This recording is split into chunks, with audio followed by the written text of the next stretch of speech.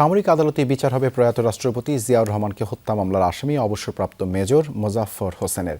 দুপুরে পিলখানায় বিজিবি সদর দপ্তর পরিদর্শনে গিয়ে কথা জানান স্বরাষ্ট্রমন্ত্রী সালাউদ্দিন আহমদ।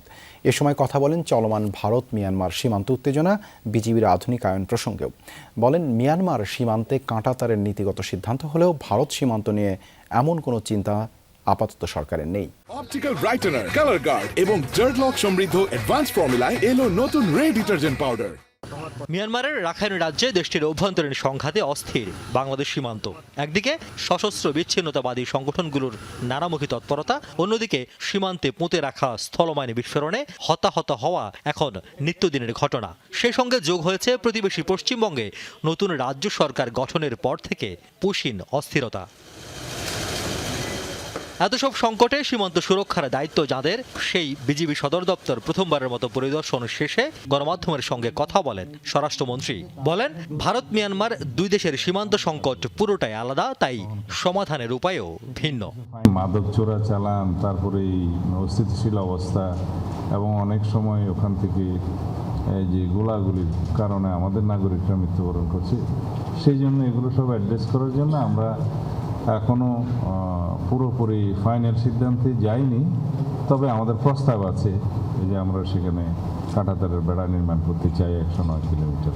কিছু কিছু অবৈধ অনুপ্রবেশ করেছিল, তার সংখ্যা বেশি নয়, সেটা আমরা অবৈধ অনুপ্রবেশকারীদের বিষয়ে আমরা ব্যবস্থা গ্রহণ করেছি, কিন্তু পোষণ করতে দেয়নি আমরা কাউকে অবৈধভাবে।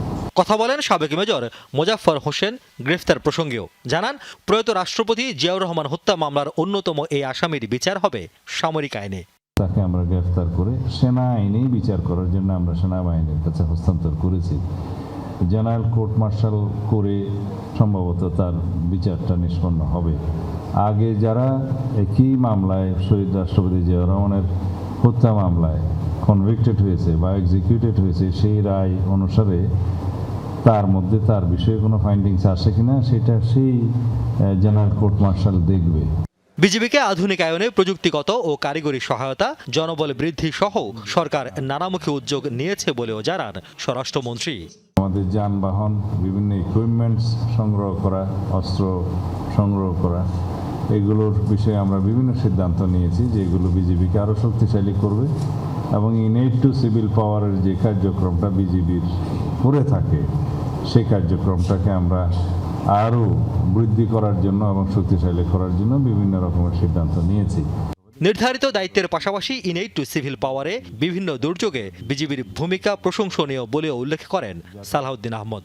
মাইন খুঁজে বের করার জন্য, মাইন ডিটেকশনের জন্য যে যন্ত্রপাতিগুলো আমরা সংগ্রহ করি ইতিমধ্যে বিজেপির কাছে আমরা দিয়েছি, বিজেপির সদস্যরা সেটা কাজ করছে। ধন্যবাদ। রিয়াজ রায়হান, যমুনা নিউজ, ঢাকা।